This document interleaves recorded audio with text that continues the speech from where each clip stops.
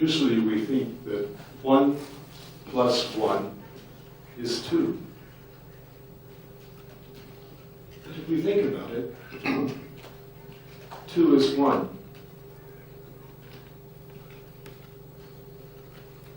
Heaven can't exist without hell.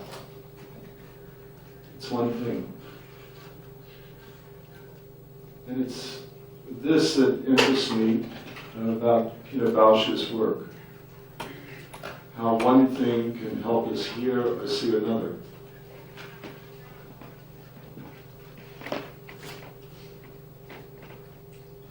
Martha Graham said in her autobiography, I am a dancer, the beginning of her autobiography. She said, I am a dancer. We learn by practice. All theater is dance.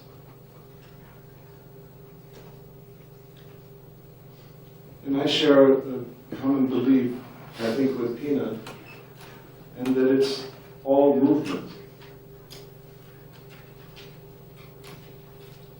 Some anthropologists believe that man was moving before he was speaking.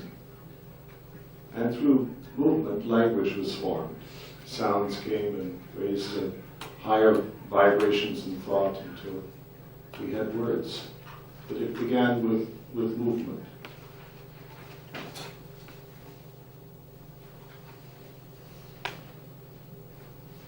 Martha Graham said that in stillness, there's all movement. And I remember when first seeing Pina's work, it was the stillness that impressed me. Ezra Pound said when he was in Pisa, and the fourth dimension is stillness and the power of a wild beast.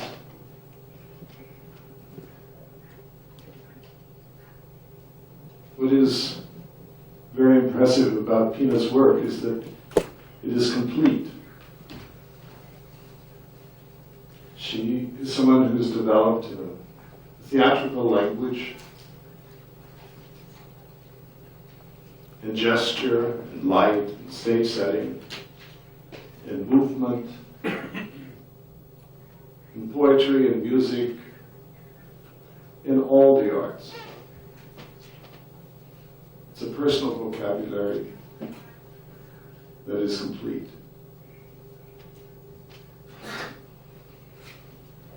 Bertolt Brecht said that he wanted to have an epic theater. What was so impressive for me, the little I know of Brecht's work, is that it's very simple. And this also impresses me with Pina's work. And it's in the simplicity that it becomes epic. The mystery being in the surface.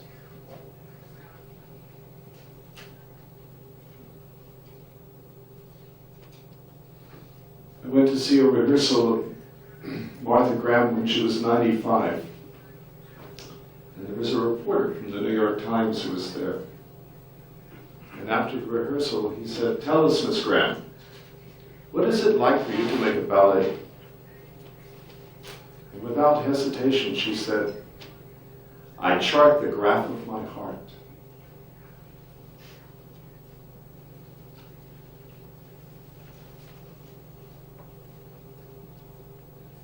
It's in this that I'm moved about Pina's work. Läuft auf. Verzweifelt kriechen die Paare zueinander und klammern einander und tanzen weiter. Schließlich flüchten sie zu den letzten zerstörten Klängen einstiger Walzerseligkeit aus diesem unwirklichen Raum.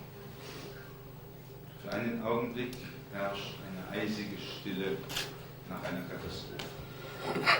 Dann kommt die Schauspielerin Michtel Grossmann, barbusig, im langen blauen Rock, eine Kippe lässig im Mundwinkel, gabelt sie Häuter rein, stapelt Briketts ganz so, als stelle die gewöhnliche Arbeit den Frieden wieder her.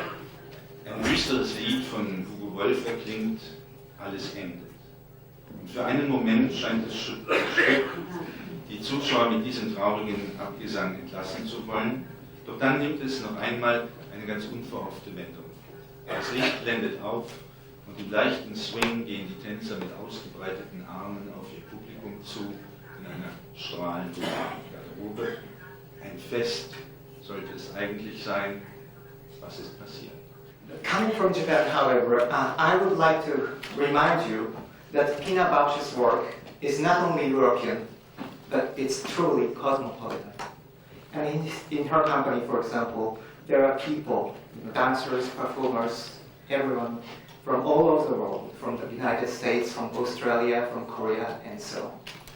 And her repertoire now includes works like Festaputza, which is co-produced with Hong Kong Art Center, and by the way, which will be performed in Japan in coming weeks, along with Tauris, Victor, and Danson. Yes, indeed, the Tanztheater of Pina Bausch is the crown jewel of contemporary European culture, but as such, it is also the gem of global culture of humankind. Now, that's what I want to remind you in the beginning of the speech. And then I would like to say a few words from a little bit more general perspective. But actually, I'm neither a choreographer nor a dancer. I'm not even a dance critic. I'm only a writer who sometimes writes about dance. And as such, I've interviewed Pina Bausch a couple of times. So I'd like to start about this awful experience, interview with Pina Bausch. Indeed, as many of you might know, as many of you might know all too well, it's very, very difficult to have the interview with Pina. Not that she's not cooperative, rather because she's dead serious, the interview becomes all the more difficult. For example, first you ask some banal, silly questions. What is dance for you? What do you express by means of dance?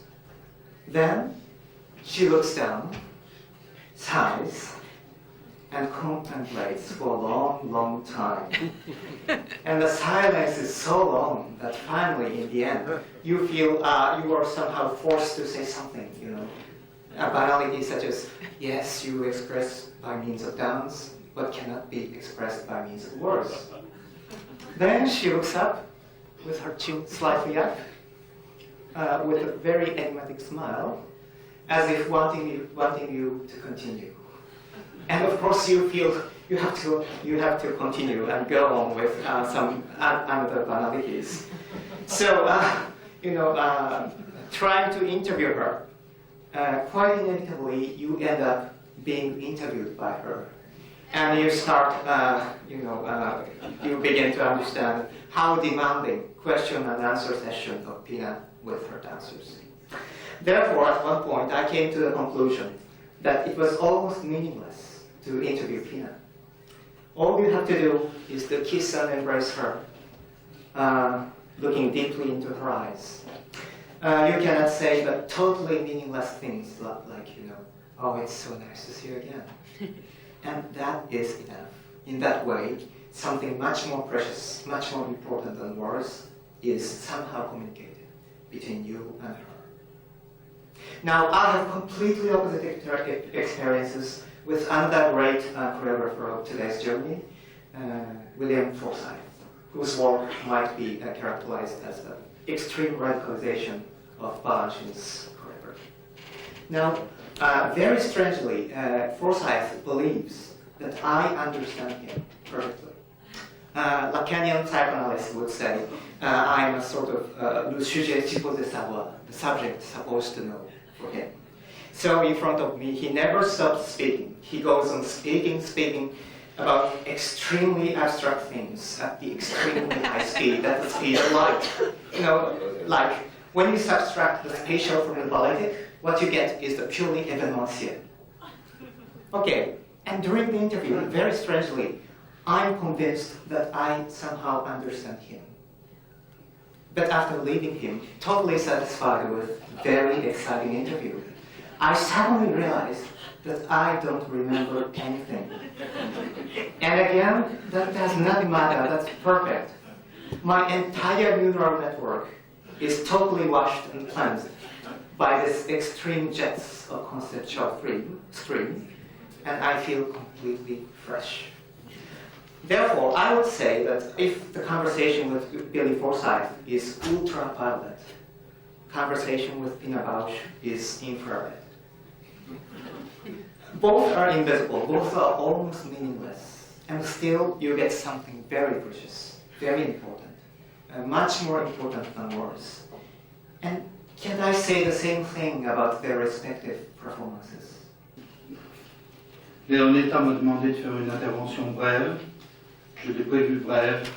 Je vais essayer de tenir une dizaine de minutes et d'aborder 4 points qui peuvent tourner autour de la présence de Pina Bausch en France. Je vais essayer d'aborder d'abord par des chiffres, par des statistiques, en essayant surtout de faire parler ces statistiques. Depuis 1977, c'est-à-dire depuis 22 ans, le Tanztheater de Pina Bausch a été présent chaque année sur une ou plusieurs scènes françaises, sauf 2 années d'exception tout au début, en 78 et en 80. Au Théâtre de la Ville, Bausch et la France reposent sur l'engagement sincère et réciproque de Pina et des siens, d'une part, et d'autre part, de Thomas Erdos, de Gérard Violette à Paris, pour le Théâtre de la Ville, de Georges Labaudan et de Roger Blanchon, Jean-Pierre Brossman à Villeurbanne à Lyon, de Fèvre d'Arcier en Avignon. Mais, plus important, aussi important, par-delà les sentiments, cette fidélité partagée a eu une conséquence heureuse. Des milliers de spectateurs connaissent son œuvre. On peut évaluer, je vous ai donné les chiffres du Théâtre de la Ville, mais on peut évaluer à environ 300 000 personnes qui ont vu les spectacles de Pina Bausch en France. Tant de dizaines de milliers de spectateurs connaissent son œuvre dans toute son amplitude et sur toute son évolution, que sa démarche et son art sont devenus un élément constitutif du débat théâtral en France. C'è un aspetto di Pina Bausch che mi attira molto, che continua a ritornarmi in queste settimane anche, no? di notizie drammatiche, notizie violente di guerra, e contemporaneamente santificazioni e ritorno a cerimonie così di grande teatralità religiosa come non se ne vedevano tanti decenni. No? E penso che Pina Bausch in questo senso è davvero l'unica, per me spettatore naturalmente, è l'unica vera grande santa laica di questo fine secolo, no? È la grande icona che posso tenere lì, volendo liberare tutto quanto quello che invece è un po' fasullo o un po' orribile dello spettacolo che ho davanti. Pina Bausch mi piace molto il suo lavoro perché appunto non è una delle poche grandi artiste che non è né psicologica né tantomeno ideologica. Se ho capito bene prima dell'intervento dell'oratore giapponese, cioè l'unica cosa che mi sento di sottoscrivere era appunto questa sua impenetrabilità, questa sua capacità di continuare a fare domande quando gli altri tentano di farle. Lei è fuori di ogni gabbia, appunto sia ideologica che psicologica, e però in compenso costruisce una grande autobiografia. Non conosco la vita privata di Pina Bausch, né sarei tanto sfacciato da chiedere, ma sicuramente è un'autobiografia collettiva che lei ha costruito con i suoi spettacoli da molti anni a questa parte.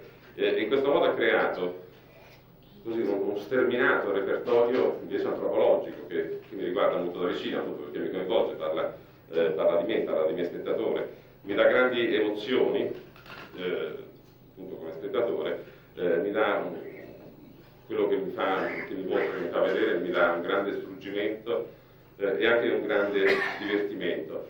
Ma credo che poi il perché di questa forza, di questa attrazione che esercita su di me, sia proprio dovuto al fatto che al di là della grazia, al di là dei corteggiamenti che tornano continuamente in tutti quanti i suoi pezzi. Al di là delle gag perfette, irresistibili, perché poi ha un grande senso del comico, Pina Bausch, i suoi spettacoli sono un insieme formidabile di gag e situazioni dove appunto si ride di grande gusto e con grande piacere. Ecco, tutto ciò poi sta in piedi, è pervaso di una grande assoluta violenza, una violenza che sostiene tutto questo e che io sento ogni volta molto violentemente su di me, che colpisce me spettatore. E la sua ambiguità, la sua grandezza è proprio questa sua grande assoluta ambiguità, questo vestire da sera di smoking o di taffetà, le pulsioni profonde e i desideri più incontrollabili, urgenti, la voglia del contatto, che è un suo tema poi esplicitato anche nei titoli, e poi la disperazione nel momento in cui questo contatto sta per essere raggiunto e consumato.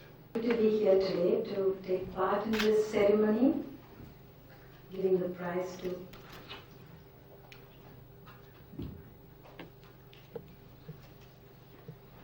we call it a ceremony in India, something that is very special and something that is going to be very auspicious for the future. First, a story, and Pina likes very much stories. There was a big master in India, and he was asked to come and speak to a few villagers who were waiting for him since many years. Finally, his way brought him to this village, and all the village assembled under a banyan tree, waiting, sitting respectfully. And the master came, greeted the public, sat down, and asked, I suppose you know what I'm going to talk to you about today. And everybody said, yes. He got up, he greeted the public, and he went away. Then he said, if you already know what I'm going to talk about, you don't have to talk. So the village people felt very stupid and they entreated him so much to come again. After a few months, his way brought him again. He came to speak. He came under the same banyan tree. He sat down. Now he asked the same public, I suppose you know what I'm going to talk about. And the whole village said, no. He got up, he greeted, and he said, if you don't know, it's not point in talking to you about anything, so I go. They were in very great perplexity, so they asked him to come again the very last time. So he came again after a few months. This time, of course, they expected the same question. So he came, he greeted, and he said, I suppose you know what I'm going to talk about. Half the public raised their hand and said yes, and half the public didn't raise their hand and they said no. He got up, he greeted them and said, the one half who knows, please tell the other half who doesn't know. So today's public from the morning seems to be about Pina. What can we say about Pina? That's what I'm coming to. All of us spoke about her very intelligently. I heard all of them speaking about her and I was very impressed. I have known her for years, but I could have never been imagining that people can talk so much about and around it, except that I know what a wonderful production she gave us and what a wonderful dancer she is and what a wonderful friend. But that's not enough. When they telephoned and asked me you should come as a friend to talk about Pina, I said yes, feelingly I would love to come and talk, but then what can I talk? And they said, no, but you are an Indian friend, so why don't you talk about that? Because they need something to write about. So they wrote that I'll talk about India and Pina Bausch. All right, you must want to know something about India and Pina Bausch now. I can just say that she loves India and India loves her very much. She loves Indian dance, Indian rituals, Indian tradition, Indian mythology, I suppose Indian food and everything connected with India. But then Japan was saying the same thing just now, and many countries say the same thing. So Italy too. So we can all say we share also her interest and her love. Well, when she came to India, the last visit, I think somebody followed her with a camera, the German television, and they made a beautiful film out of that. And in that film we see her looking with wide open eyes and interest and love at very silly things or very ordinary life of India, everyday life. Volevo un po' raccontare come sono arrivata a Pina a ammirarla moltissimo e a cercare di entrare in quello che è veramente un mondo. La mia prima esperienza come spettatrice risale agli anni 70. Subito dopo la scoperta di Pina in Francia, nella città dove vivo, Torino, arrivò Premio. E mi ricordo che non sapevo granché, ma mi è bastato vedere una fotografia sul giornale per capire che dovevo andare a vedere quello spettacolo. Ed era una scelta giusta, eravamo molto pochi allora, salvo poi tutta la città pentita di aver perso quell'occasione perché non tutti avevano intuito l'importanza di quello spettacolo.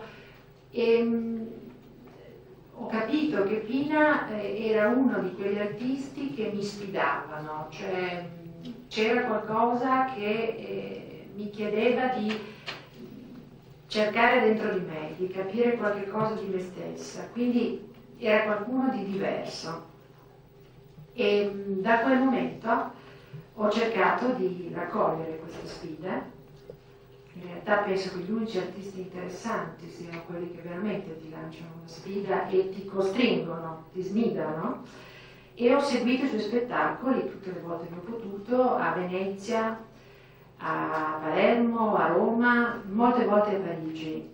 E da una parte quindi ho potuto un po' leggere il suo quaderno di viaggi, condividendo con lei una delle ragioni per cui anch'io a volte desidero fare dei viaggi e assaporare delle cose sapendo cosa mi lascio alle spalle e però portando anche me stessa là dove vado, quindi condividendo con lei questo modo di cercarsi e trovarsi ovunque si vada, e poi scoprendo appunto nel vedere certi suoi spettacoli non solo in Italia, come tutti voi saprete, i suoi interpreti traducono, fanno per il pubblico questa bellissima cosa di dire le parti di racconto parlato nella lingua del paese. Ho scoperto per esempio che non si ride allo stesso modo alle stesse battute in vari paesi in diverse lingue, nonostante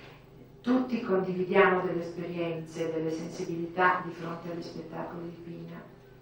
Quindi mi fa viaggiare anche dentro i suoi spettacoli.